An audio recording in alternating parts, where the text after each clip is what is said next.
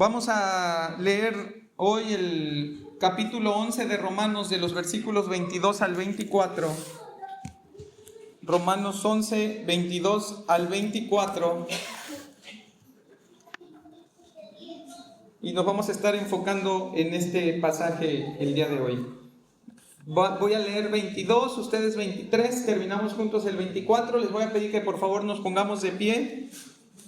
Dice Romanos 11, 22. Mira pues la bondad y la severidad de Dios. La severidad ciertamente para con los que cayeron, pero la bondad para contigo si permaneces en esa bondad. Pues de otra manera tú también serás cortado.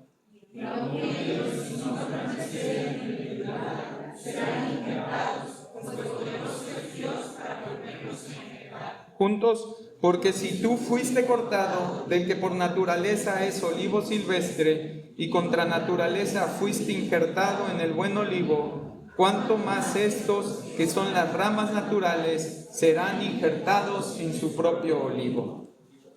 Gracias, Padre, por tu palabra. Gracias porque es suficiente, Señor, para nuestras vidas todo lo que tú has revelado en ella, porque te podemos conocer tal y como tú quieres ser conocido, no a través de nuestros conceptos y de nuestras ideas, no construyéndonos un Dios a nuestra medida, sino conociéndote a la medida de lo que tú eres, Señor. Y tú eres infinito, tú eres, Señor, lo llenas todo. No hay manera de contenerte, Señor.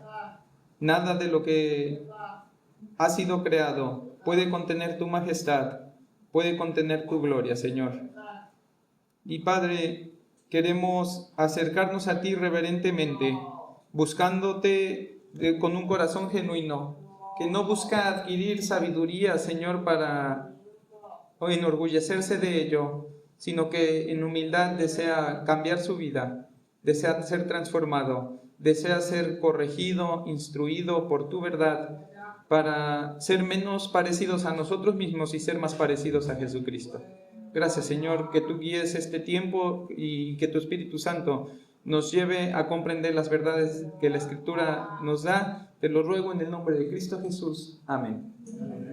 Pues bien, hermanos, pueden tomar sus asientos. Cantábamos hace un momento y me llamaba un poco la atención porque decía el canto penúltimo, que fue un canto que se llama Limpio, decía, mi rostro levantaré, ¿no? Y de repente yo decía que a mí me generaba esa idea que de repente vemos en las películas como de alguien que está ahí desvalido, indigno, y que de repente viene alguien a ayudarlo y lo primero que hace es levantarle el rostro como para que vea hacia arriba y vea la luz. Y yo decía, no creo que eso sea lo que provoque la redención en nosotros.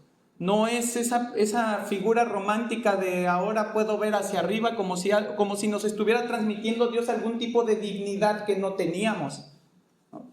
Realmente entender el Evangelio y creer en el Evangelio lo que debe de hacer en nosotros es humillarnos más, es voltear nuestro rostro todavía más abajo porque tenemos delante de nosotros al que sí es verdaderamente digno.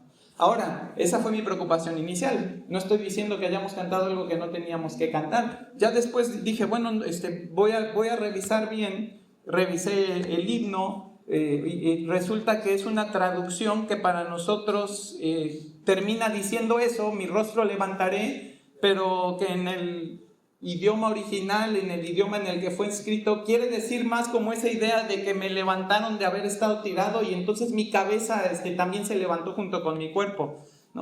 No es una cuestión de altivez, no es una cuestión de orgullo, sino una cuestión de entender ese estado en el que estábamos muertos en nuestros delitos y pecados y que ahora hemos sido resucitados a vida eterna con Jesucristo y solo por Jesucristo. Entonces, ¿por qué hago y por qué menciono esto? Porque precisamente va a seguir hablando Pablo de lo que hablamos la última vez que estábamos estudiando Romanos respecto a la jactancia o el orgullo que podría haber en nosotros de manera malentendida, ya sea intencional o no intencionalmente, pero que pudiera estarnos alejando de lo que es el Evangelio, dado que el principio de la Escritura es que Dios resiste al soberbio, pero da gracia al humilde.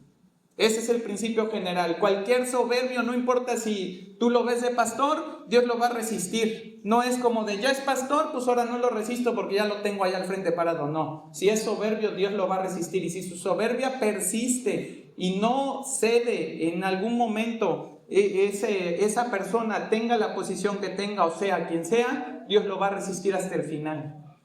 Eso es lo que Pablo nos está queriendo advertir y es de lo que nos está queriendo enseñar en este pasaje, que dentro de la gracia de Dios y de los planes redentores de Dios no hay lugar para la soberbia, porque Dios resiste al soberbio.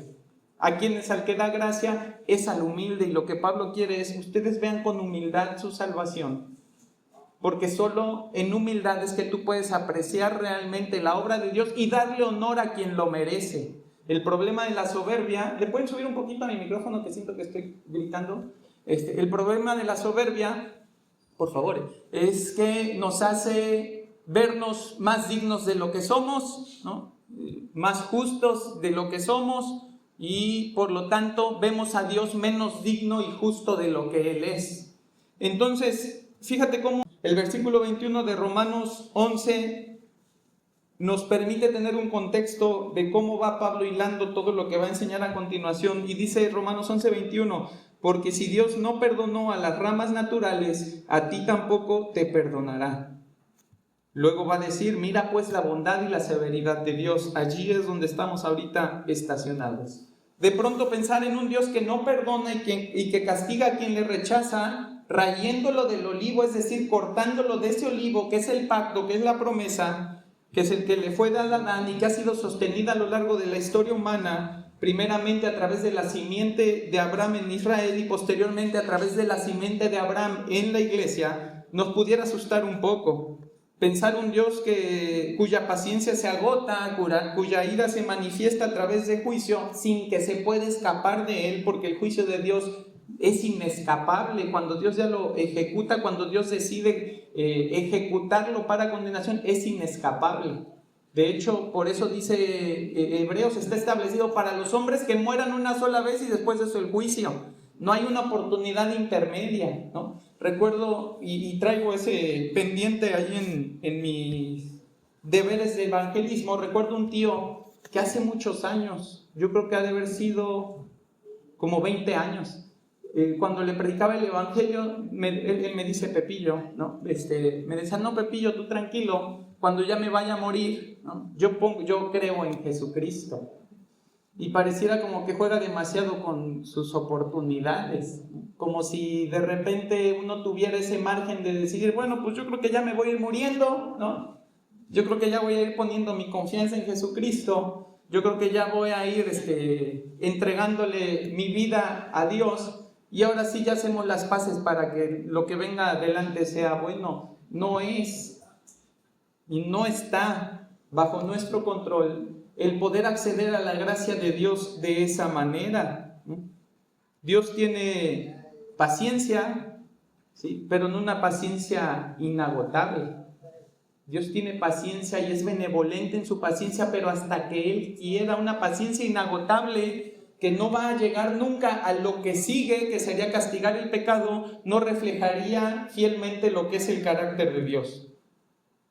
Y es precisamente en este punto donde Dios desea que enfoquemos la mirada, porque la intención de este pasaje, que es continuación de lo que vimos hace 15 días me parece, es librarnos de toda jactancia y orgullo envanecedor que no solamente nos confunda temporalmente, sino que persistiendo nos condene para siempre. Y hay mucho riesgo, y un riesgo muy grande, de vivir una vida cristiana que tiene la apariencia de ser santa, pero que no está sostenida por una fe en Cristo, una fe que solo puede ver Dios, que es el que pesa y conoce nuestros corazones. Así que Pablo, y guiado por el Espíritu Santo, va precisamente a advertirnos y atacar ese gran riesgo que corre la vida de cualquiera que cree que dispone de todas las capacidades en sí mismo para acceder a la gracia de Dios cuando Él quiere, como Él quiere, y que no va a tener ninguna consecuencia mayor, que no va a enfrentar ningún castigo de parte de Dios.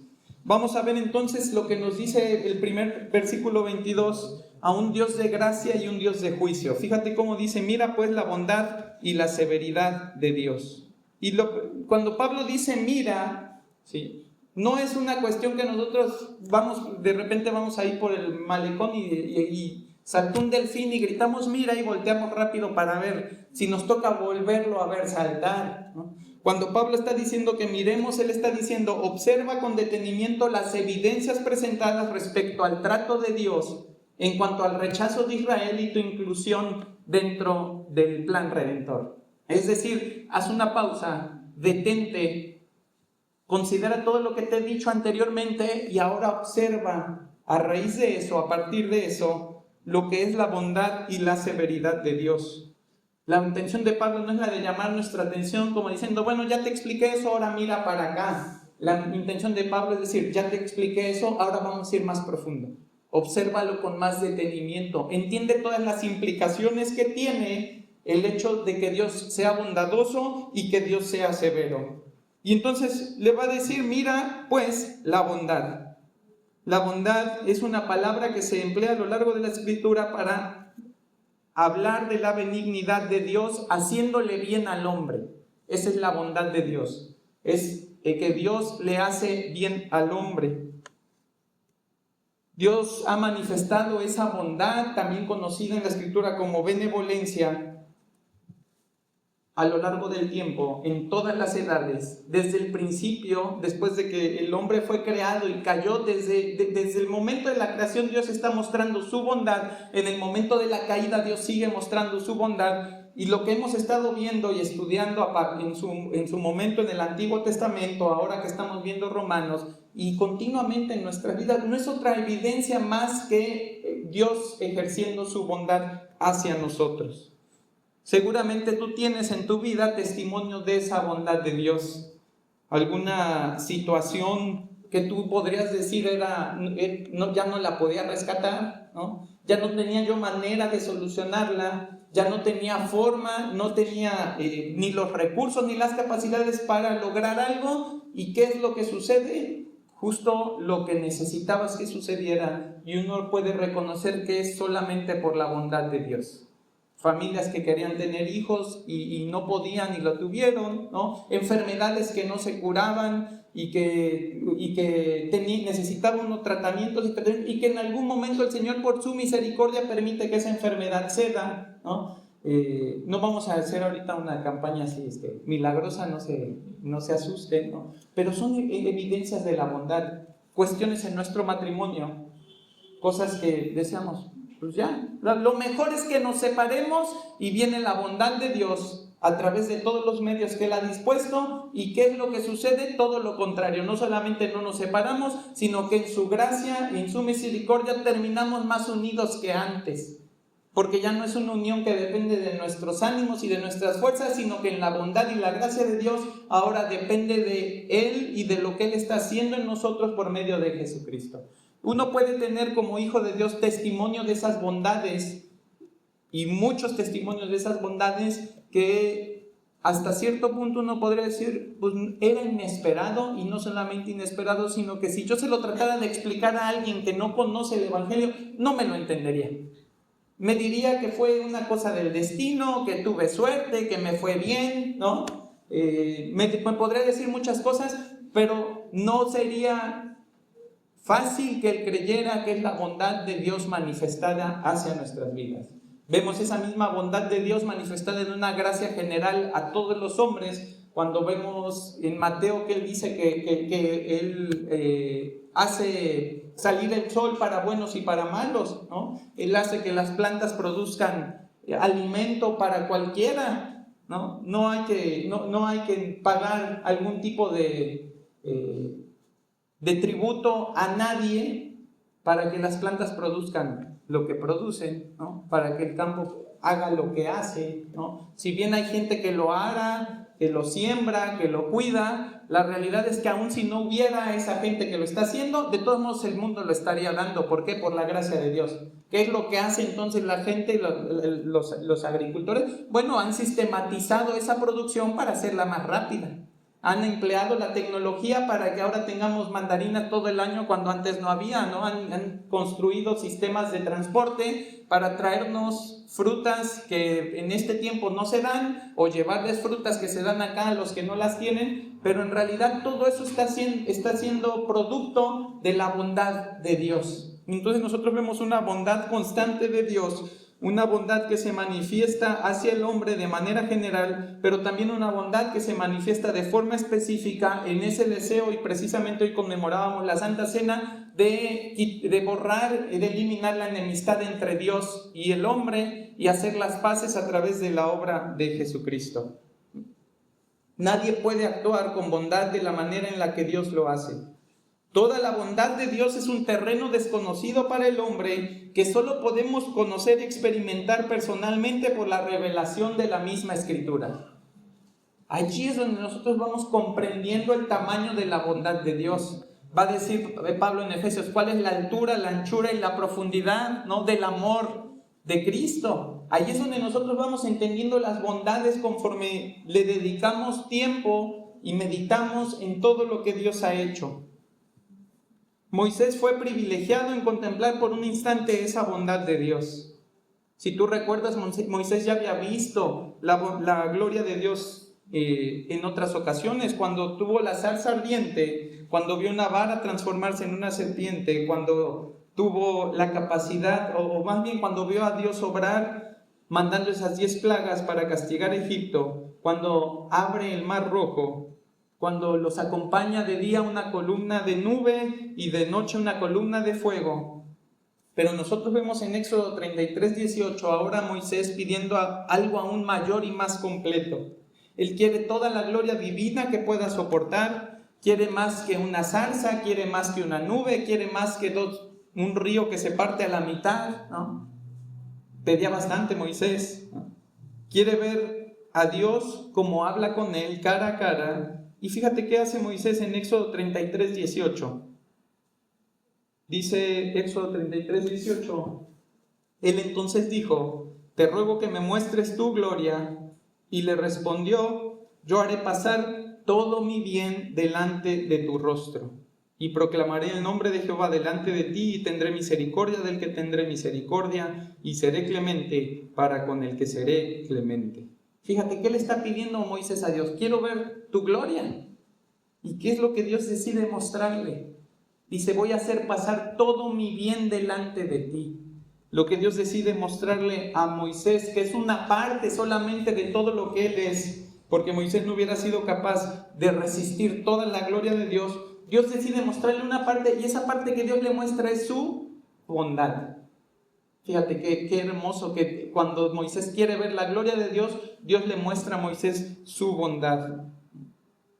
Y fíjate a qué está asociada esa declaración y esa manifestación visible de la bondad de Dios con Moisés. ¿Qué es lo que dice después? Fíjate: proclamaré el nombre de Jehová delante de ti, y tendré misericordia del que tendré misericordia. Fíjate cómo la bondad está asociada a la misericordia y a la clemencia. Dice: seré clemente para con el que seré clemente. Entonces la bondad de Dios es un atributo que está a disposición exclusiva de Él. Nosotros no estimulamos la bondad de Dios siendo buenos o siendo malos. A veces tenemos ese juego que creemos que estamos jugando, pero en realidad no lo estamos jugando. A veces tenemos ese juego en el que nos comportamos con Dios como nos comportamos con nuestros padres terrenales, ¿no? Me voy a portar bien, voy a hacer todo lo que dice para que me pueda ganar su favor, y entonces cuando le pida lo que le voy a pedir, el Señor me lo concede. Y como que queremos hacerle una manita ahí de puerco a través de nuestra obediencia, a través de nuestras buenas obras, a través de nuestra buena persona al Señor, tratando de decir: Señor, pues sé más bondadoso de lo que eres porque yo me he estado portando bien. El Señor ejerce su bondad de manera soberana. Él es quien decide qué bondad hace, y lo mejor de ello es que no solamente es lo mejor que puede pasarnos a nosotros, sino que siempre excede nuestras expectativas de lo que Dios hace a favor nuestro. Siempre Dios da más bondad, no solamente de la que merecemos, sino incluso de la que pedimos. Y esa es una de las confianzas que tenemos, que cuando nosotros oramos sabemos que Dios va a hacer su voluntad. ¿Y su voluntad cómo es? Buena. ¿no? Su voluntad es buena, es agradable y es perfecta, pero inicialmente es buena. Y nosotros confiamos en que nuestras oraciones van a recibir como respuesta la buena voluntad de Dios. Así que no podemos entonces nosotros estimular la bondad de Dios. Dios es perfectamente bondadoso, no puede ser Dios más bondadoso de lo que ya es, ¿no? Es absolutamente bondadoso. Toda la bondad que hay, ¿sí? Toda la bondad, y por lo tanto, si Él es bondad y existe en Él la bondad es un recurso, como diríamos, inagotable. No necesitamos nosotros generar más bondad ni tratar de obtener más bondad de parte de Dios que la que Él ya quiere darnos por los afectos de su voluntad. Así que cuando Pablo nos pide que miremos la bondad de Dios, va más lejos que simplemente reconocer la bondad de Dios, es más bien un ejercicio de apreciación. Si tú alguna vez has ido a un museo y te la pasas caminando como si fueras en el mercado, no vas a apreciar todo lo que hay en el museo, ¿no? Vas a ver cosas, vas a tener vistazos de cosas y de repente, oye, ese se ve padre, esos colores, oye, esta forma se ve por allí, bonita, ¿no? Salimos de viaje por la gracia de Dios esta semana y pasamos por un lugar que nunca habíamos pasado y de repente había una escultura gigante que estaba muy bonita. Y estaba lloviendo como nunca, o sea, literal, era una lluvia que no te dejaba ni siquiera ver. Y entonces mi suegra que nos acompañó voltea y le toma una foto a la esa, pero con toda la lluvia pues salió así una cosa que ni se entendía qué era, ¿no? Y muchas veces nosotros así es como vemos la bondad de Dios, ¿no? Tenemos tantas cosas estorbándonos, tenemos tanta prisa que no nos detenemos a observar con calma, a apreciar lentamente, ¿sí?, toda la bondad que Dios ha manifestado y que Dios ha comunicado al hombre a través de la historia humana. Así que hoy nos vamos a dar el tiempo de apreciarlo un poco más, porque eso es lo que Pablo está pidiendo. Te está pidiendo, mira la bondad de Dios, date el tiempo de observar la bondad de Dios. ¿Qué es la bondad de Dios entonces? La bondad divina es la abundancia desbordante de Dios por la cual aquel que no recibe nada y no carece de nada, comunica bendición a su creación y a sus criaturas. La bondad de Dios es lo opuesto a la severidad y a la crueldad. Experimentar la bondad divina es disfrutar de la dulzura, la amabilidad, la benevolencia y la generosidad de Dios. La bondad es la categoría más amplia que engloba varios de los atributos morales de Dios. Su bondad hacia los que están en miseria la llamamos misericordia, su bondad para soportar a los que merecen juicio la llamamos paciencia y su bondad hacia los que son culpables la llamamos gracia. Entonces fíjate cómo todo, ¿sí?, emana de esa bondad de Dios, de ese deseo de Dios de hacer el bien. Los teólogos afirman que la bondad tiene 3 características: es necesaria, es voluntaria y es comunicativa. Necesaria en el sentido de que Dios no puede ser otra cosa que completamente, perfectamente e inalterablemente bueno. La bondad es lo que Él hace, pero también lo que Él es. Salmo 25:8 dice: bueno y recto es Jehová, por tanto Él enseñará a los pecadores el camino. Salmo 119:68 dice: bueno eres tú y bienhechor, enséñame tus estatutos. Entonces la bondad de Dios es un atributo primeramente necesario, pero además es un atributo voluntario. Significa que su bondad eterna e intrínsecamente es necesaria, pero su deseo de comunicar esa bondad a otros es voluntaria. Nadie forza a Dios a ser bueno. Nadie lo obliga, ¿no?, a tener buena voluntad hacia los hombres. Él mismo es el que se compromete, y lo vemos a través de los pactos que Él hace, como Él se compromete en cada pacto que hace a ser bueno con los hombres y a mostrar su misericordia, su gracia, su paciencia hacia los hombres por el puro afecto de su voluntad, sin que nadie se lo pueda obligar. Es más, cuando el hombre, y lo que vemos continuamente, cuando el hombre ha fallado de tal manera que Dios ha dicho, ¿sí?, que se iba a acabar su bondad, que iba a castigarlos por esa maldad, Dios ha decidido abundar en gracia.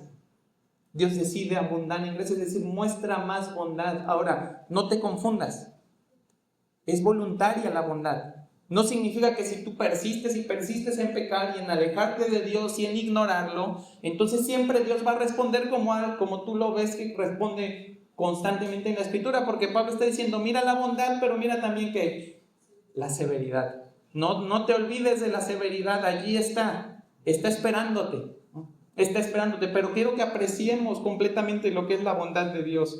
Entonces la bondad de Dios es necesaria porque Él es bondadoso, porque Él hace bondad, ¿sí? Es voluntaria, nadie lo obliga a hacerlo.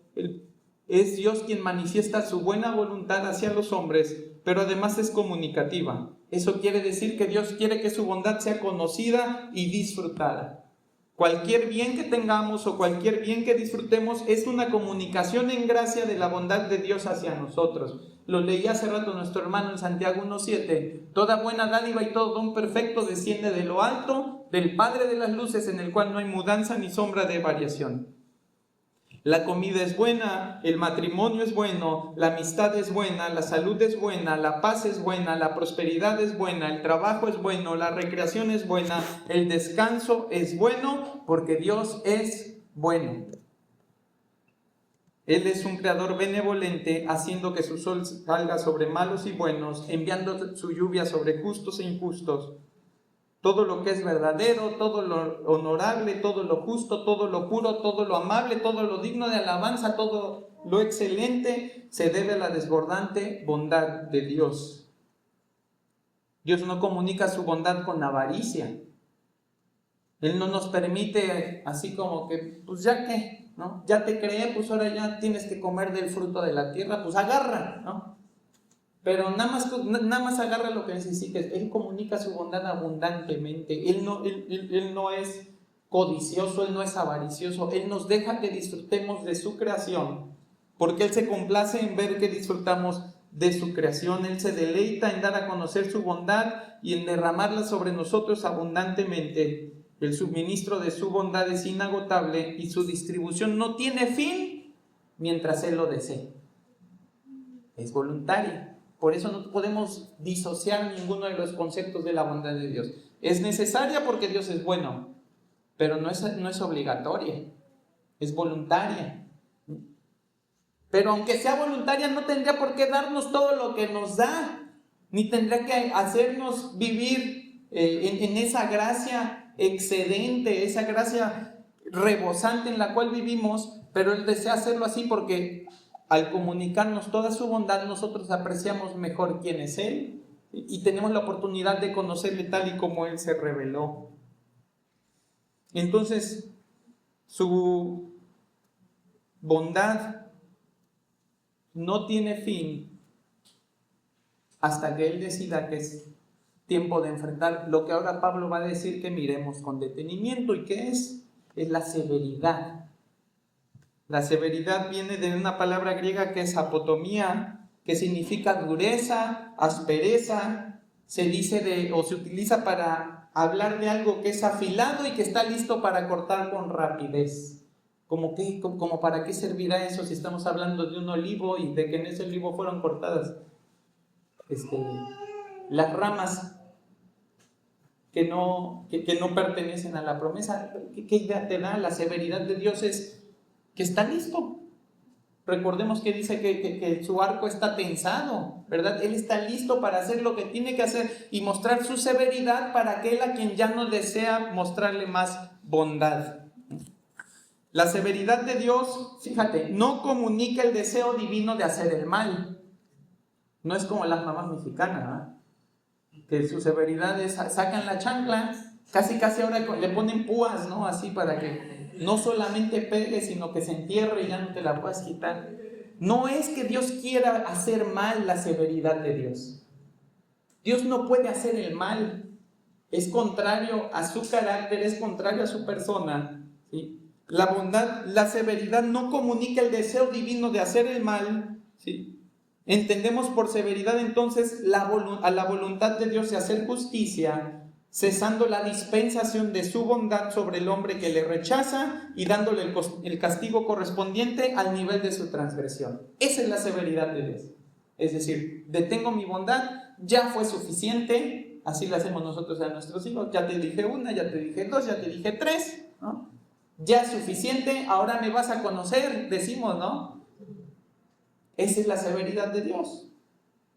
Que Dios, habiendo derramado sobreabundantemente su bondad y el hombre rechazándole constantemente, Dios dice, es suficiente. Ahora vas a conocer mi severidad. No significa que Dios, siendo severo, sea malo. Y te voy a poner un ejemplo. Vamos a pensar que hay un juez que condena todavía en un estado en los que todavía se permite, no de México obviamente, en los que se permite la pena de muerte. Vamos a pensar en un juez que condena a muerte a un asesino. Ese juez, al condenarlo a muerte, ¿está actuando con maldad o está haciendo algo bueno al ejercer la justicia que le fue encomendada?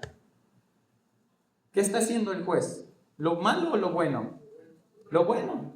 Ese es su trabajo, ese es su deber. Ejercer el juicio, ejercer el castigo sobre el que está y cometiendo una infracción. En este caso hablamos de un asesino, ¿no? Y decimos, lo condenó a muerte. ¿A poco no decimos, se lo merecía? Se lo merecía. Ahora, en nuestro sistema imperfecto de justicia, pues hay muchas maneras de que esto pudiera salir mal, pero en el sistema perfecto de justicia de Dios no hay manera en la que esto pueda salir mal. Ahí es donde está el problema. Ahí es donde nosotros luchamos con el concepto de Dios ejerciendo justicia, porque Dios es tan perfecto y santo que cualquier pecado merece la muerte. Cualquier pecado. Ahora, yo pensaba, porque de repente es bien difícil convencer a alguien de que sea pecador. Y últimamente el Señor ha provisto y ha dado la dirección de estudiar los 10 mandamientos más a profundidad. Y de repente uno empieza a ver los mandamientos y dice, pues convencerlo de que es idólatra, a lo mejor está difícil, ¿no? Convencerlo de que es adúltero solo por mirar a una mujer, a lo mejor está difícil. Pero de repente meditaba en relación a honra a tu padre y a tu madre.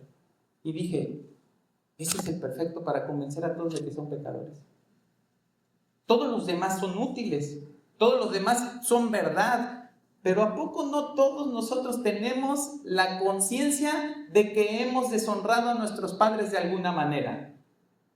Les hemos mentido, les hemos robado, hemos hecho lo contrario a lo que nos dijeron, les hemos hablado mal, los hemos ofendido, hemos hablado de ellos a sus espaldas, nos hemos quejado con otros. No falta una manera en la que nosotros hayamos pecado contra nuestros padres deshonrándolos.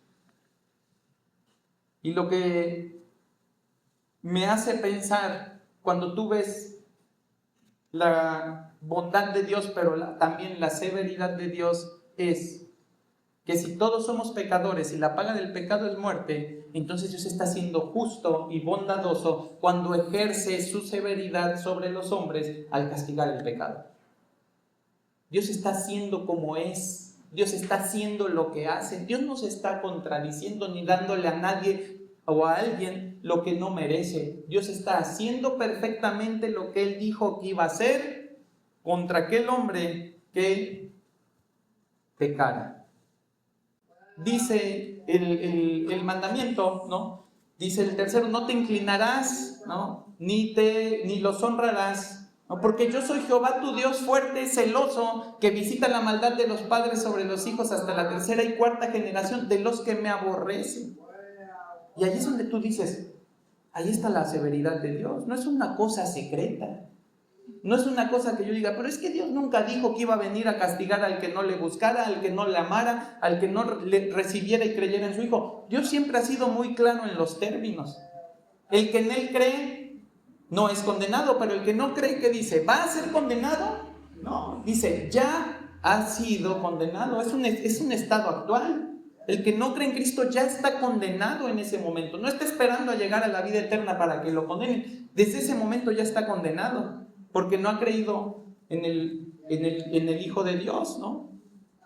Entonces, fíjate cómo desde el decálogo, desde los 10 mandamientos, Dios le está diciendo que Él castiga la maldad de los padres sobre los hijos hasta la tercera y cuarta generación. Y me decía, Luca, ¿qué significa eso? le respondí mal la primera vez, ya se lo voy a corregir, pero no es otra cosa más que Dios no deja de ver la maldad. Si ve maldad en ti y te dice, la voy a ver hasta la tercera y cuarta generación, la voy a ver sobre tus hijos. Y si tus hijos siguen haciendo maldad, la voy a ver después en sus hijos. Y si sus hijos siguen, la voy a ver en sus hijos. ¿Y qué crees que voy a hacer con esa maldad? La voy a castigar. Es lo que Dios está diciendo. Que Dios no se hace de la vista gorda, no deja de ver la maldad de los hombres. Esa es la severidad de Dios, que a Dios tú no le puedes presentar un currículum falso, ¿no? Una ficha ahí de tus pecados que esté alterada y que traiga otras cosas que no son. A Dios no le vas a poder enseñar en qué pecaste, Él te va a enseñar a ti en todo lo que pecaste. Y esa es la severidad de Dios. No tiene nada que ver con la injusticia, no tiene que ver nada con la maldad, tiene que ver con la justicia de Dios, con su bondad y con la verdad absoluta que Él es y que Él comunica. Entonces, fíjate, el decálogo sigue diciendo, y es lo mismo que estamos viendo aquí, dice, y tendré misericordia de millares de los que me aman y guardan mis mandamientos. Ahí está la bondad de Dios. Dios siempre ha sido claro en cómo es Él. El problema es que a nosotros se nos olvida cómo es Dios. Nosotros no queremos ver cómo es Dios. Queremos ver solo la parte bondadosa y en la parte en la que no hay consecuencias y en la parte en la que Dios hace lo que más me conviene, no lo que es su voluntad. Y entonces yo me deleito en ello, pero se nos olvida ver la otra parte que es la severidad de Dios. Fíjate, Romanos 2:4 dice, o menosprecias las riquezas de su benignidad, su paciencia y longanimidad, ignorando que su benignidad te guía al arrepentimiento. ¿Cuál es el propósito de la bondad de Dios? Llevarte al arrepentimiento. Es la buena voluntad de Dios manifestada hacia ti que te haga ver que Dios no quiere que perezcas, sino que procedas al arrepentimiento. Pero fíjate que dice el 5, pero por tu dureza y por tu corazón no arrepentido, y le está hablando a Israel, ¿no? Atesoras para ti mismo ira para el día de la ira y de la revelación del justo juicio de Dios, el cual pagará a cada uno conforme a sus obras. Ahí está la severidad, comunicada en todo tiempo a lo largo de la Escritura, de manera que ninguno pueda decir, es que yo no sabía cómo era Dios. No lo quisiste ver, no lo quisiste apreciar como Pablo está diciendo que lo aprecies. Pero siempre estuvo allí, siempre estuvo comunicado por Dios, siempre fueron claros los términos en los cuales Él se relaciona con su creación. Así que el propósito de Pablo al pedirnos considerar profundamente estos dos atributos de Dios es el de mantenernos en humildad cuando consideramos las disposiciones redentoras del Dios soberano. Eso es lo que Pablo está queriendo hacer. Prácticamente lo que Pablo quiere hacer es que tú no le digas a Dios qué hacer con su creación ni con sus planes redentores, sino que aceptes que dentro de todas las disposiciones divinas, gracias a su misericordia, estás del lado de la bondad, pero no se te olvide que hay un lado donde Dios también es severo. Que no se te olvide que de allá venimos. Dios es bondadoso con todos. Pero quienes han puesto su fe en Jesucristo reciben una clase especial de bondad que incluye la preservación a través de todos los medios de gracia para alcanzar la vida eterna. Sin embargo, la bondad de Dios es temporal para aquellos que, recibiéndola, deciden rechazar el Evangelio y por consiguiente a Jesucristo, negándose a creer en Él, y eso los condena final y definitivamente. Ahora, creo que no hay un peligro más grande de este tipo de castigo y de esta severidad de Dios hacia los hombres que el que puede suceder dentro de la iglesia. Porque allá afuera el hombre disfruta de la bondad de Dios, pero no es consciente de ella. Ellos le llaman destino, ellos le llaman madre naturaleza, ellos lo llaman el poder de la mente, ¿no? Ellos, según ellos, tienen lo que ellos quieren, lo que ellos construyen, lo que el universo les quiso dar, y si logran alinear sus chakras con el universo, pues les va a fluir más, ¿no? No quieren reconocer que es Dios. Entonces el problema no está allá afuera, el problema está aquí. El problema está con los que conocen a Dios, saben cuál es su plan redentor, saben cuáles son los términos de su gracia y de su justicia. Saben que Él va a castigar al pecador y que en Cristo tienen una oportunidad de librarse de ese castigo, pero deciden seguir a Cristo en sus propios términos. Seguir a Cristo como ellos quieren seguirle, no con una entrega absoluta, que es lo que Cristo pidió. No con una renuncia total a todas las cosas y por lo tanto sin obstáculo para seguirle en todo lo que Él pida, sino que dicen, pues ahí vengo y yo vengo con mis cosas. Es más, mis cosas por delante. Yo te sigo, Cristo, ¿sabes? ¿Como quién? Como el joven rico. Es el seguir a Cristo como el joven rico. Te sigo mientras todo lo que yo amo tenga un lugar dentro de ti. Tenga un lugar dentro de la iglesia, tenga un lugar dentro de la fe. Te sigo, pero todo lo que yo quiero y todo lo que yo soy va conmigo. No renuncio a nada. Ese es el peligro. Esa es la advertencia para los que están hoy escuchando este mensaje y la advertencia que Pablo está queriendo comunicar a la iglesia de Roma. Recuerden, esta carta es para la iglesia, no es para la gente que anda en la calle y le repartían como si fueran folletos evangelísticos. La carta es para la iglesia.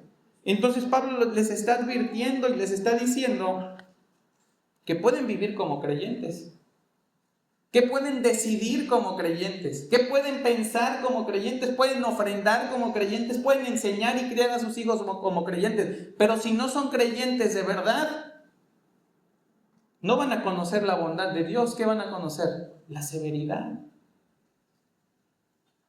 No van a conocer la gracia de Dios. ¿Qué van a conocer? El castigo merecido por sus pecados. Y peor, porque teniendo frente a ellos la verdad de Dios revelada a través del Evangelio, ¿qué decidieron hacer? Pues sigo viviendo como yo quiero. Ojalá, ¿no? Ojalá todos los que creen que están viviendo a Cristo y que lo están haciendo engañados por alguien más o engañados por una mala doctrina, ¿sí? Engañados por malos libros, por malas predicaciones, ¿sí? Por malas frases en internet que de repente las toman como parámetro de vida. Ojalá todos vinieran al conocimiento de la verdad del Evangelio y se apartaran de todo eso. Pero ¿y si están escuchando la verdad? Si no son falsas doctrinas lo que escuchan, sino la doctrina sana todos los días. Si no son predicaciones donde les están queriendo hacer actos de magia para captar su atención, sino que son sermones bíblicos bien expuestos, donde no tienes la manera de decir me confundo porque se está explicando todo por la gracia de Dios de tal manera que lo puedas entender para venir a la vida eterna y lo rechazas, no estás siendo engañado, no estás siendo consumido por la vida de un falso maestro que te está llevando al error. Es tu propio corazón, es tu propia negligencia, es tu propia rebeldía a Dios. Y es precisamente esa jactancia y ese orgullo que Pablo está diciendo, no te olvides. Hay bondad en Dios, pero también hay severidad. Hay perdón en Dios, pero también hay castigo. Hay cielo, pero también hay infierno. Y de repente Pablo va a decir allí en Romanos 11, dice, mira pues la bondad y la severidad de Dios. Y va a decir la severidad ciertamente para con los que cayeron. Está diciendo, ahí está la evidencia, ahí está el testimonio. Dios es severo.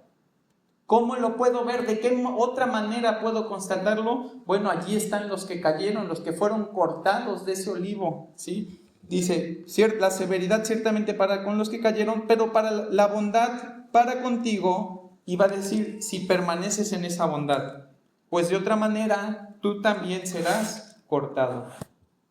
Y de pronto aquí nos podríamos quedar atascados pensando que entonces depende de mí permanecer en la bondad para poder alcanzar la bondad en el día del juicio. Pablo está afirmando que hay bondad para el que permanece en la bondad, pero en ningún lado de este pasaje se nos dice que esa permanencia dependa de nosotros.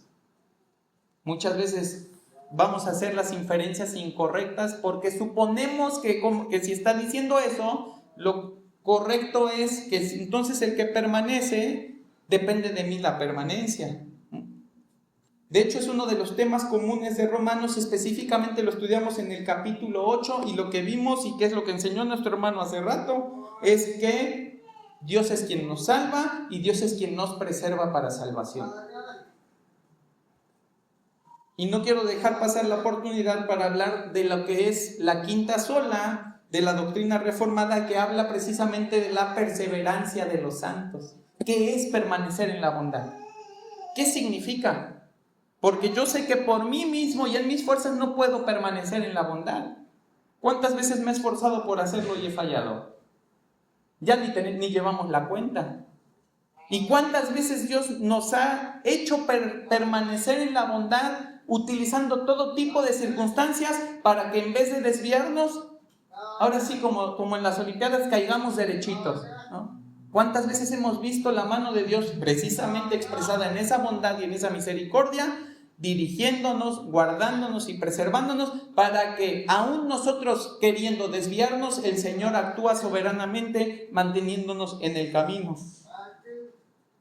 Así que es Dios quien salva, es Dios quien preserva, pero soy yo quien tiene el deber de perseverar, sabiendo que mi Dios provee y proveerá todo lo necesario para que yo pueda hacerlo. Esa es la perseverancia de los santos. Él es quien salva y Él es quien preserva. Eso no está en duda, eso no lo cuestiona la Biblia en ningún momento. Aquí no estamos viendo de quién depende la permanencia, sabemos que depende de Dios.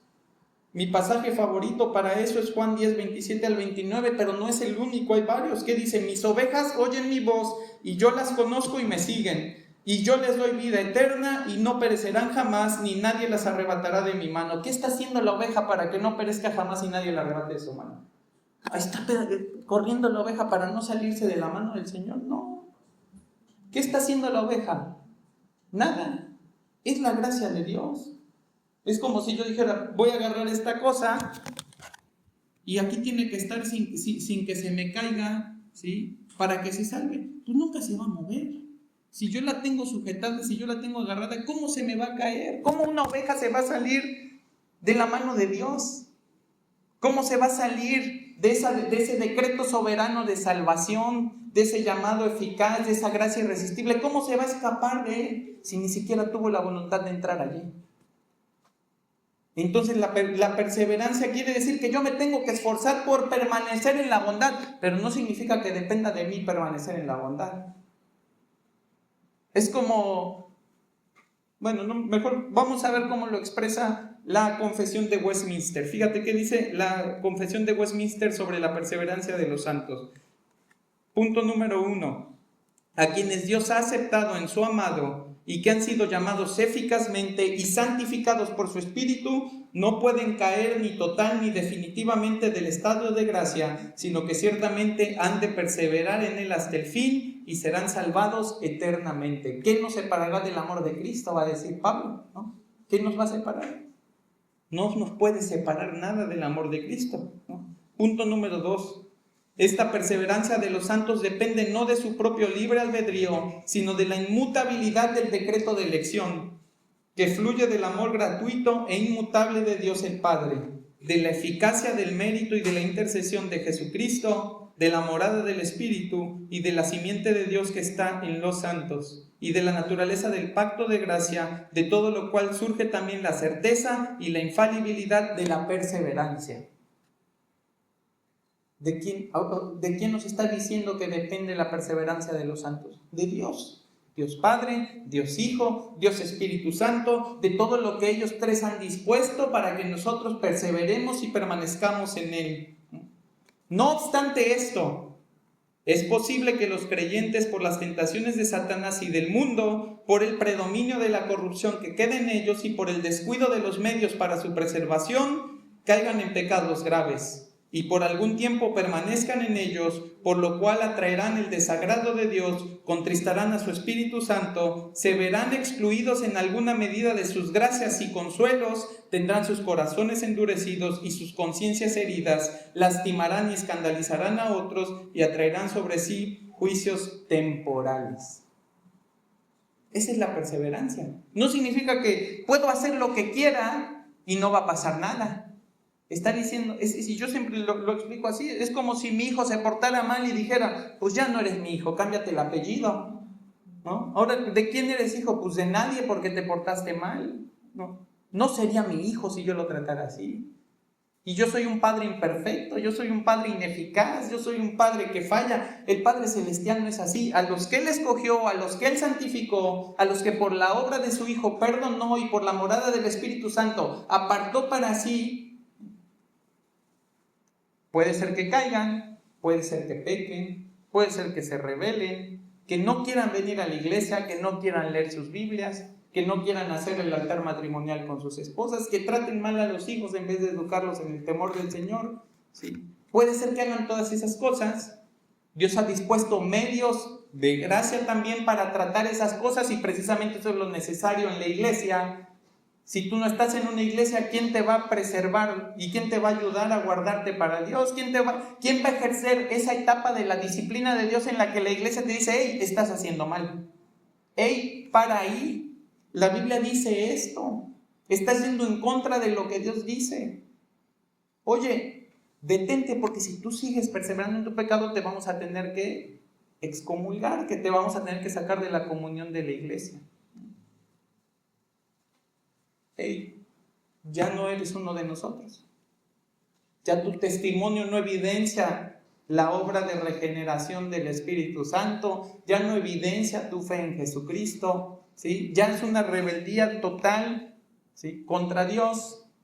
Ya no eres parte de este cuerpo, ya no te reconocemos como miembro de nuestra iglesia, como participante de nuestra iglesia.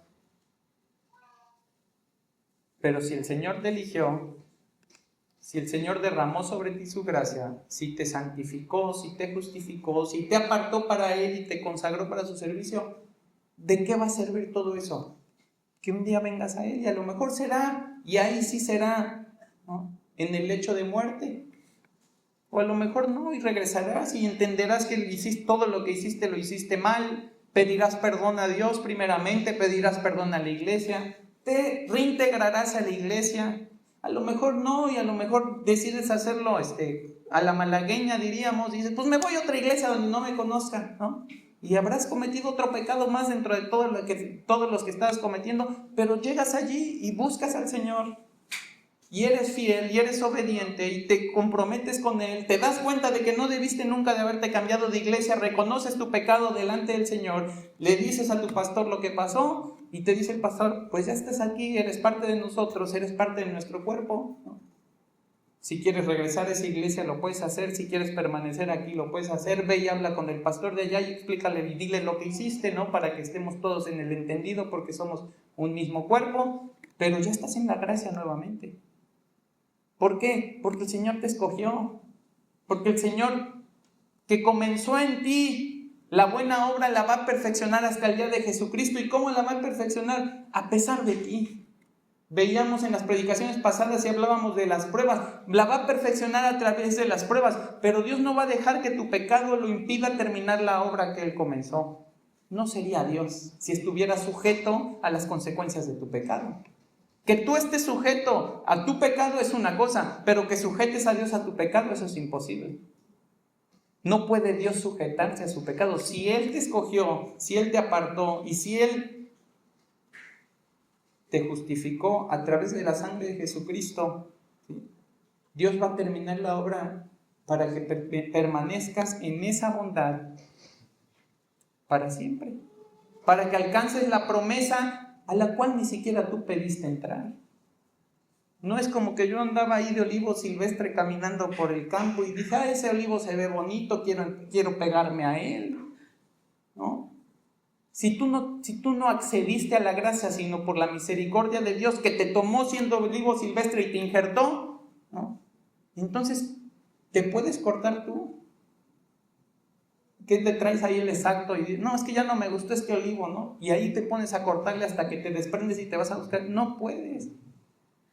En el plan redentor de Dios no interviene la voluntad humana. Es solamente la voluntad divina la que hace todo conforme a lo que Dios ha dictaminado. Así que a la luz de esta doctrina fundamental de la teología reformada, que emana de la Escritura, debemos entender que podemos experimentar la bondad de Dios sin ser genuinamente cristianos, lo cual quedará demostrado, como lo vimos anteriormente, por la soberbia con la que vemos la salvación y la perdición de los otros. La exhortación de Pablo en este pasaje no tiene otra finalidad que la de animar a aquellos que aún no han creído en Jesús, el Hijo de Dios, a poner toda su confianza en Él para disfrutar de la bondad máxima que Dios tiene para el hombre y permanecer eternamente en dicha bondad. De lo contrario, deberán enfrentar la severidad de un Dios que es paciente, pero que no es pasguato. Pasguato quiere decir fácil de impresionar. Dios es paciente, pero a Dios no lo vas a impresionar. No va a decir, mira cómo viene. No cree en mi hijo, pero mira cómo viene. Mira cuánto trae de ofrenda. Mira cómo canta. Cuando están cantando la alabanza es el que me canta más duro. No lo vas a impresionar. O tienes fe en Jesucristo o estás condenado. O es la sangre de Cristo la que te justifica, ¿sí? Es la sangre de Cristo la que te cubre de tal manera que cuando Él ejerce el juicio te vea y diga, sus pecados ya fueron perdonados. ¿O es tu propia justicia que te hará merecedor, que te hará acreedor al castigo correspondiente? Quiero ir terminando, hermanos. Y dije que quiero, no dije que lo vaya a hacer, ¿no? Quiero ir terminando, pero ya viendo cuántas hojas me faltan, igual no. ¿Qué es lo que sigue entonces? ¿Qué es lo que sigue si vemos que Pablo está diciendo, mira la bondad y la severidad de Dios, la severidad para con los que fueron, para con los que cayeron, y la bondad para contigo que ha sido injertado y que vas a seguir disfrutando de esa bondad si permaneces en ella? Lo que sigue es una reacción acorde. Te dije, vamos a apreciar, a mirar con detenimiento la bondad y la severidad de Dios. Algo tiene que provocar en ti. No puedes salir de aquí sin que provoque nada. Y algo me refiero a que puede ser algo bueno, puede ser algo malo. O provoca positivamente un arrepentimiento y una convicción de tu necesidad de Cristo, o provoca negativamente un rechazo más consciente de Cristo. Fíjate, Éxodo 34, 6 a 9, ya leímos cuando le dice Moisés a Dios, muéstrame tu gloria, y Dios le dice, voy a pasar delante de ti todo mi bien, ¿no? Voy a exhibirte mi bondad, ¿no?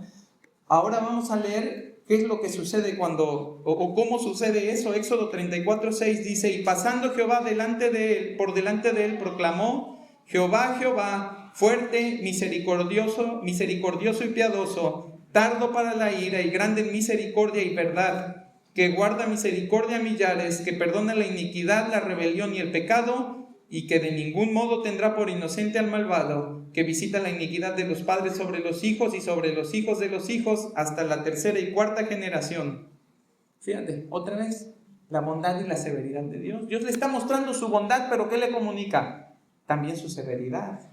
Tú no puedes ver la bondad de Dios sin entender que todo lo bueno de Dios tiene una contraparte que es toda la justicia de Dios. Y fíjate que dice el 8. Dice, entonces Moisés, apresurándose, bajó la cabeza hacia el suelo y adoró. Y dijo, si ahora, Señor, he hallado gracia en tus ojos, vaya ahora el Señor en medio de nosotros, porque es un pueblo de dura cerviz, y perdona nuestra iniquidad y nuestro pecado, y tómanos por tu heredad. Moisés nos da un ejemplo de cómo debemos contemplar la bondad y la severidad de Dios cuando la experimentamos en carne propia.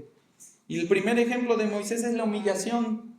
Fíjate cómo dice, entonces Moisés apresurándose, por eso me causaba conflicto hace rato lo que cantábamos, ¿no? ¿Qué hace Moisés? Bajó la cabeza.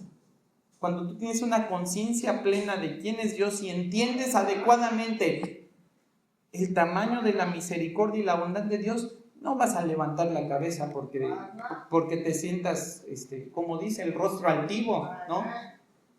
Vas a humillarte, vas a caer delante de ti, vas a agachar tu cabeza al suelo, ¿no? Entender con más claridad la bondad de Dios si estás viviendo en la gracia del Evangelio debe hacerte aún más humilde. Entender la severidad de Dios para con aquellos que en su soberbia se jactan del Evangelio sin vivirlo, te debe hacer más humilde.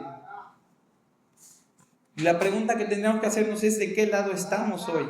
Si Él nos llamara a cuentas, si nuestra vida terminara ahora mismo, ¿disfrutaríamos de su bondad expresada en la gracia o sufriríamos su severidad expresada en juicio condenatorio? De una u otra forma vas a terminar humillado. La cuestión es: ¿te vas a humillar voluntariamente o te va a humillar Dios en el día del juicio? La segunda manera de reaccionar ante la bondad y la severidad de Dios, fíjate cómo dice Moisés. Dice: entonces Moisés, apresurándose, bajó la cabeza hacia el suelo y adoró. ¿Qué esencia, atributo u obra hay en Dios que no sea digna de nuestra adoración? ¿Qué tan frecuentes son tus espacios de adoración fuera de la iglesia? ¿Qué tan común es que medites en el carácter incomparable de tu Dios y le rindas pleitesía con un corazón reverente y agradecido? ¿Es Dios digno de eso en tu vida? ¿O prefieres ocupar a Dios para lo que te sirva? ¿No? ¿Para qué me pongo a adorar a Dios? Si voy a orar, si apenas si tengo tiempo para orar 30 segundos, pues le voy a pedir todo lo que me hace falta. Otra vez, ¿no? Como esos concursos en el que vas en el súper con el carrito y echa al carrito todo lo que puedas. Así hacemos nuestras oraciones. Voy a orar, ¿qué le voy a pedir? Pues todo lo que pueda, porque ya después no me da tiempo de orar, se me olvida, me ocupo demasiado. Entonces, ¿para qué voy a utilizar la oración? Pues para pedirle todo lo que me hace falta en el día, y si me da tiempo hasta en la semana para no tener que orar de nuevo.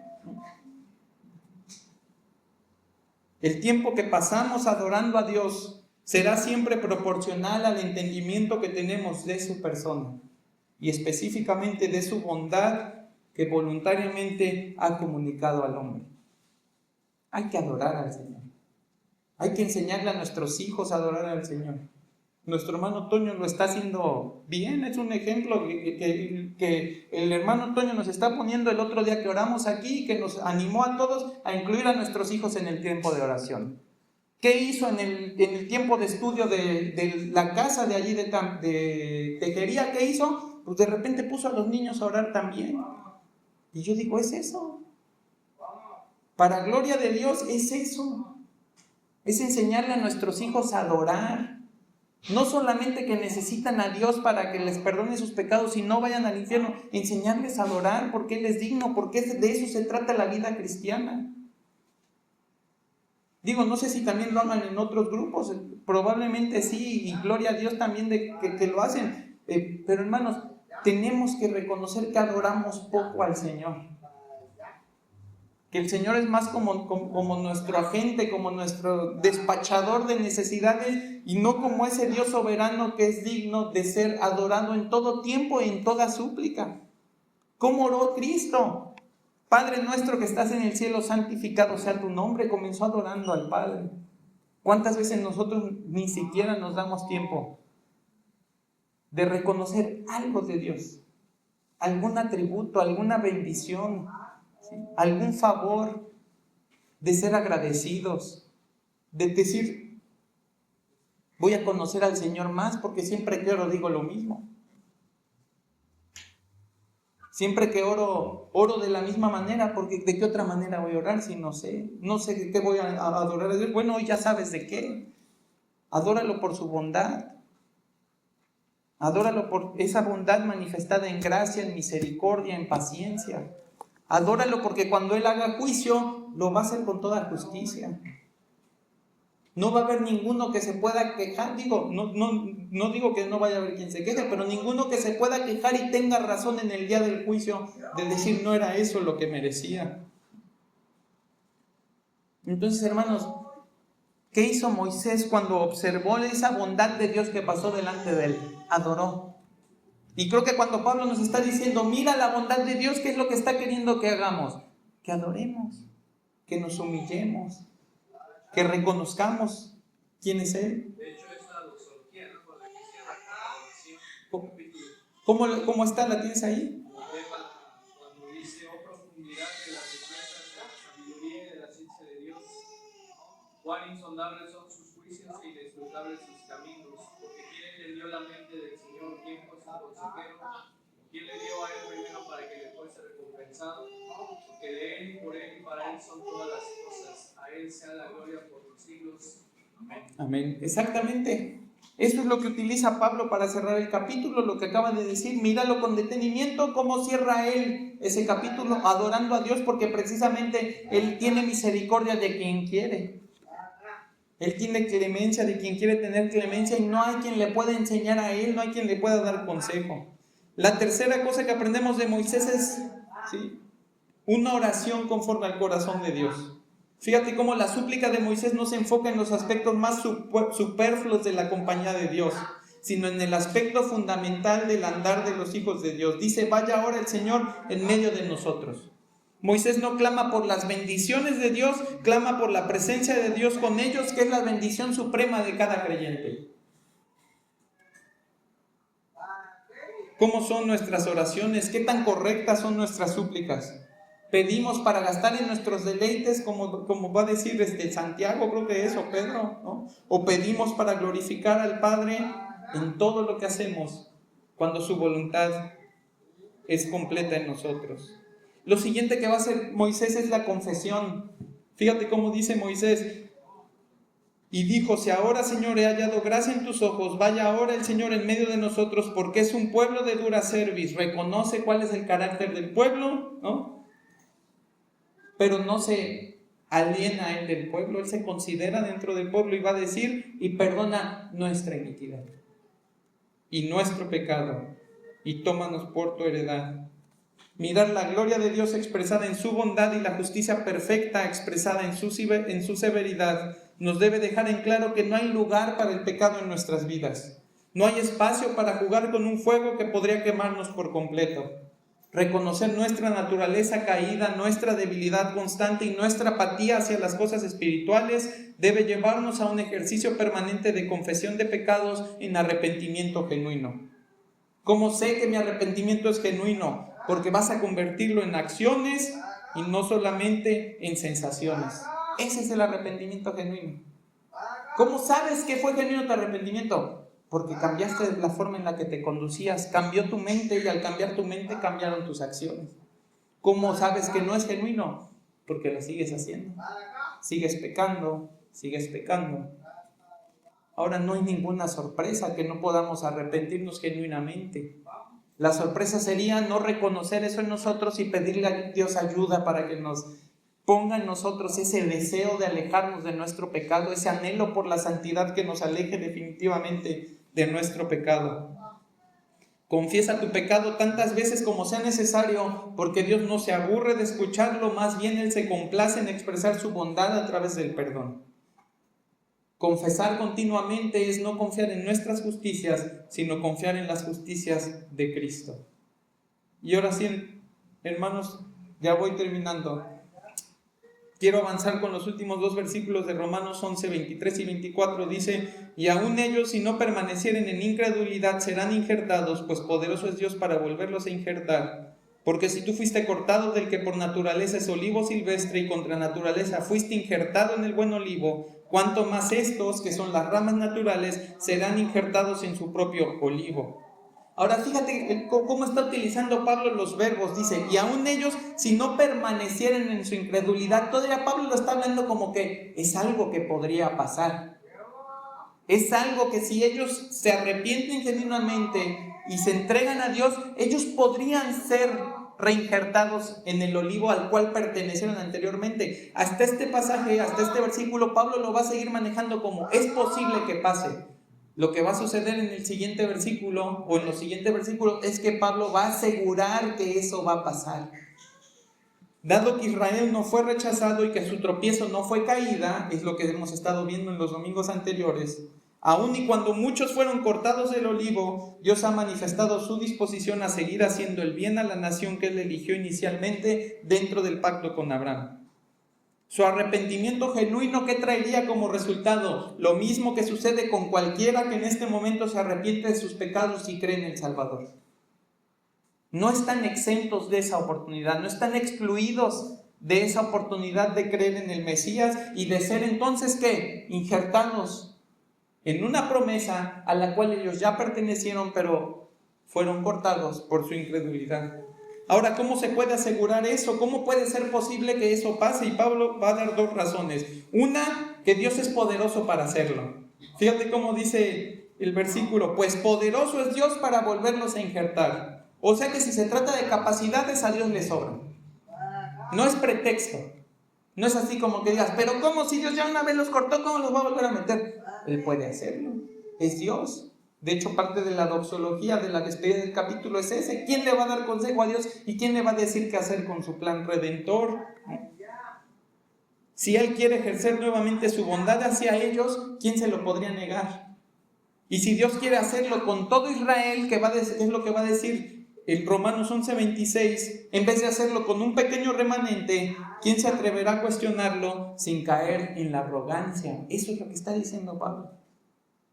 Si Él lo quiere hacer así, Él lo puede hacer así. Y si lo hace, ¿quiénes somos nosotros? Nosotros estamos en el lado de la bondad. No te salgas de ahí, ahí estás bien, ahí estás tranquilo. No cuestiones a Dios. No seas arrogante, no seas jactancioso con la posición que ahora tienes, porque no la ganaste tú, la tienes por gracia. Ahí estás bien y ahí estás en paz. Deja que Dios haga lo que quiera hacer. Entonces la primera razón por la que eso puede suceder es porque Dios es poderoso para hacerlo. La segunda razón es que Dios ya lo hizo una vez. No solamente lo puede hacer, sino que Él ya demostró que puede hacerlo. ¿Y quién es el ejemplo de que ya lo hizo? Fíjate, el 24 dice, porque si tú fuiste cortado del que por naturaleza es olivo silvestre y contra naturaleza fuiste injertado en el buen olivo, cuanto más estos, que son las ramas naturales, serán injertados en su propio olivo. Dios ya tomó en una ocasión de los que no eran parte de la promesa para injertarlos en ella. Y es por eso que tú y yo estamos aquí el día de hoy. Y si ya lo hizo con los olivos silvestres, ¿qué es lo que está diciendo Pablo? ¿Qué trabajo le costaría hacerlo con los que son los olivos naturales? Olivos que, por cierto, Él mismo cortó. Es decir, que Él impide a Dios dejar de ser severo con su pueblo escogido, extender la gracia irresistible sobre toda una nación y hacerlos perseverar por todos sus medios de gracia para que alcancen la salvación eterna por fe. ¿Qué le impediría a Dios volverlo a hacer si ya lo hizo con nosotros? Eso es lo que Pablo está argumentando allí. Dios es poderoso para hacerlo y Dios ya lo hizo con nosotros. Si Él quiere hacerlo con Israel, Él puede hacerlo con Israel. Hermanos, para terminar, yo te quiero invitar a meditar quieta y profundamente en las bondades de Dios para contigo. Y que no lo hagas con prisa. Date el tiempo de revisar cada etapa de tu vida, cada año, cada estación. Si puedes, haz una lista y observa de primera mano hasta dónde ha llegado la bondad de Dios para tu vida y para tu bien eterno. Aléjate de los pensamientos jactanciosos de creer que algo en esta vida lo has logrado por ti solo, que Dios no tuvo nada que ver. Y como Moisés, adórale profundamente y con todo el merecimiento que le gana su bondad hacia ti.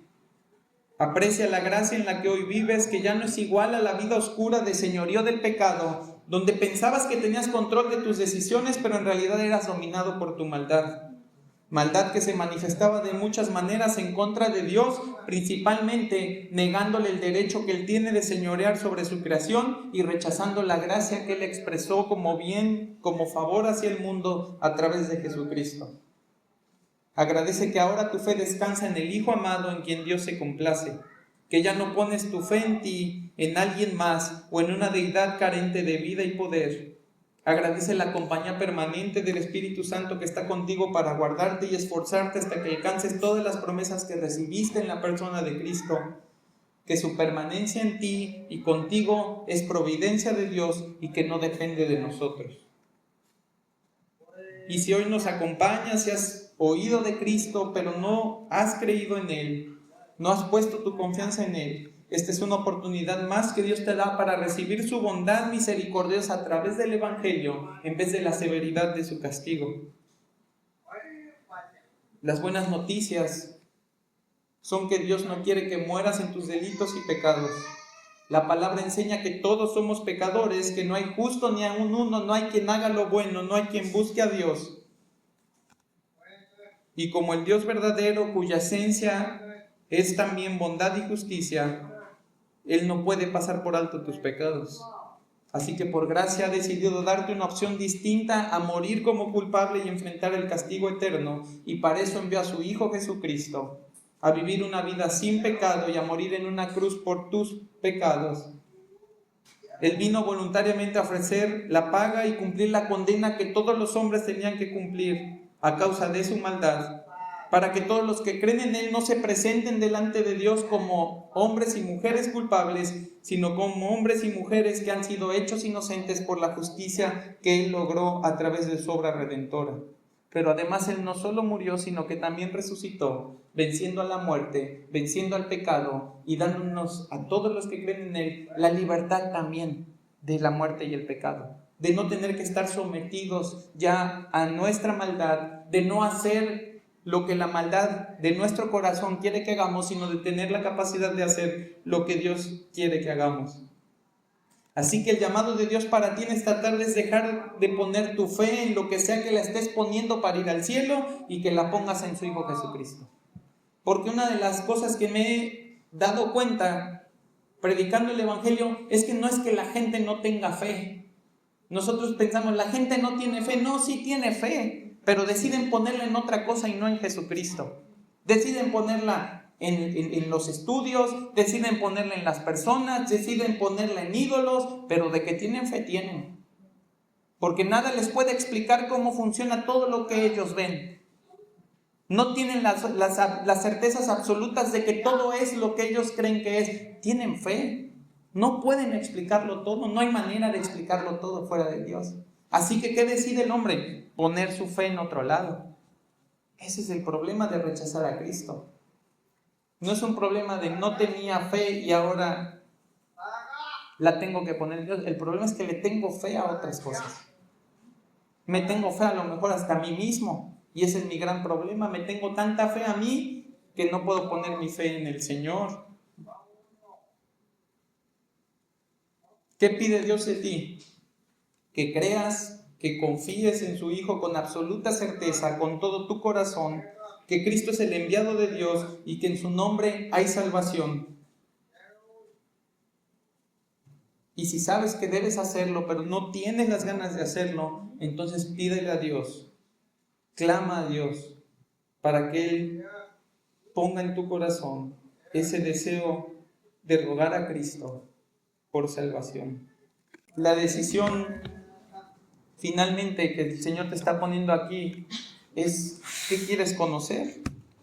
¿Quieres experimentar más de su bondad o quieres arriesgarte a experimentar su severidad? Y el propósito de Pablo, y creo que el propósito de todos nosotros al estudiar este pasaje, debe de ser cómo glorifico más a Dios por todas las bondades que Él ha tenido para conmigo y cómo extiendo a través del Evangelio, a través del discipulado, esas mismas bondades a más personas para que conozcan a ese Dios que, pudiendo darnos lo que merecemos como individuos y como raza humana, ha tenido tanta misericordia y amor que se complació en darnos lo que no merecemos por medio de Jesucristo, y que el nombre de Jesucristo sea predicado a toda criatura. Es garantía de que estamos haciendo nuestra labor, pero además es garantía de que estamos en humildad dentro de la fe, viviendo conforme al llamado que tenemos y colaborando con la obra de Dios, con ese nuevo propósito que Él puso en nosotros a través de la regeneración. Así que esa es la invitación, hermanos. Les voy a pedir que por favor nos pongamos de pie.